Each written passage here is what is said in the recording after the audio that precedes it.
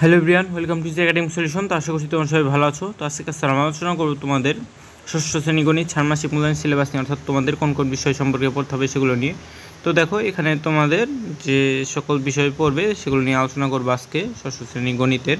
তো তোমরা যারা নতুন আছো এবং এখন যারা এই চ্যানেলটিকে সাবস্ক্রাইব করনি, দ্রুত সাবস্ক্রাইব করে নাও, কারণ এই চ্যানেল তোমরা তোমাদের ষান্মাসিক মূল্যায়নের সকল বিষয়ের সমাধান এই চ্যানেলে খুব সহজেই পেয়ে যাচ্ছ।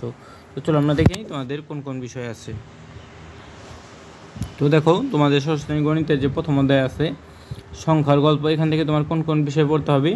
3 কার্ডের ম্যাজিক, তারপর প্রিয় নামে বয়স জানা, পাজল, তারপর কাজগুলো করার ক্ষেত্রে অনুসংখ্য এবং লিখিত পদ্ধতিতে সমন্বয় করেছে কিনা।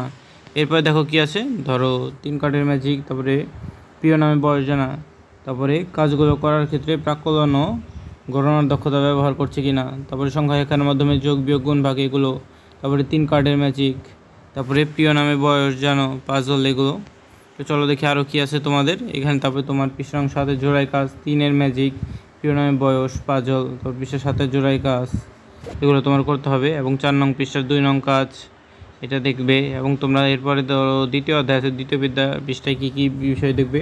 পৃষ্ঠা নং 27-এর কাজ, 30-এর কাজ, 31-এর কাজ, এগুলো দেখবে। এবং 25 নং পৃষ্ঠার কাজ, এবং তোমার সংখ্যা রেখার সাহায্যে পূর্ণ সংখ্যার বিয়োগ, তারপরে পূর্ণ সংখ্যা রেখার সাহায্যে পূর্ণ সংখ্যার যোগ, তারপরে তোমার এরপর আছে 33 পৃষ্ঠার কাজ, তারপর আছে সংখ্যা রেখার সাহায্যে পূর্ণ সংখ্যার বিয়োগ, এরপর আছে সংখ্যা রেখার সাহায্যে পূর্ণ সংখ্যার যোগ, এরপর আছে তোমার কি 33 পৃষ্ঠার কাজ। এরপর তোমার অধ্যায় 3-এ আছে কি মৌলিক উৎপাদকের গল্প, এখান থেকে তোমার কোন কোন বিষয় সম্পর্কে পড়তে হবে?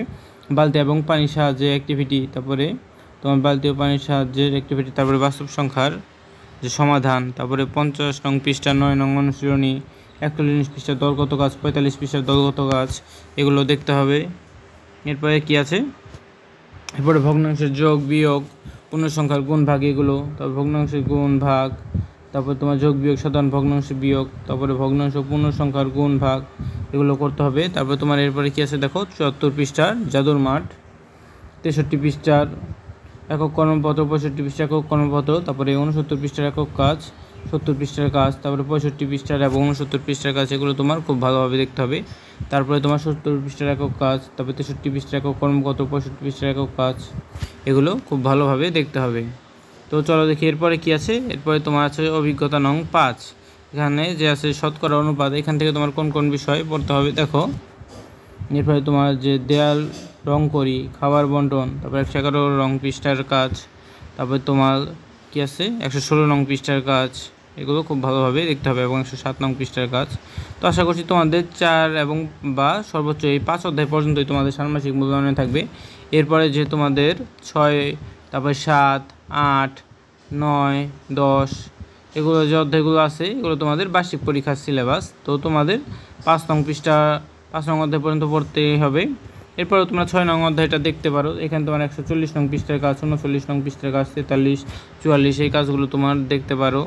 তারপরে তোমার এগুলো দেখলেই তোমার হয়ে যাবে, এবং 7 নং অধ্যায় আর লাগবে না ষান্মাসিক মূল্যায়নের জন্য। তো আশা করছি তোমরা বুঝতে পেরেছো ষষ্ঠ শ্রেণীতে তোমাদের কোন কোন বিষয় পড়তে হবে। তো আজকে পর্যন্তই। তো এই ভিডিওটি ভালো লেগে থাকলে অবশ্যই ভিডিওতে লাইক এবং চ্যানেলটিকে সাবস্ক্রাইব করতে ভুলবে না। তো সবাইকে ধন্যবাদ জানিয়ে আজকে এখানেই শেষ করছি।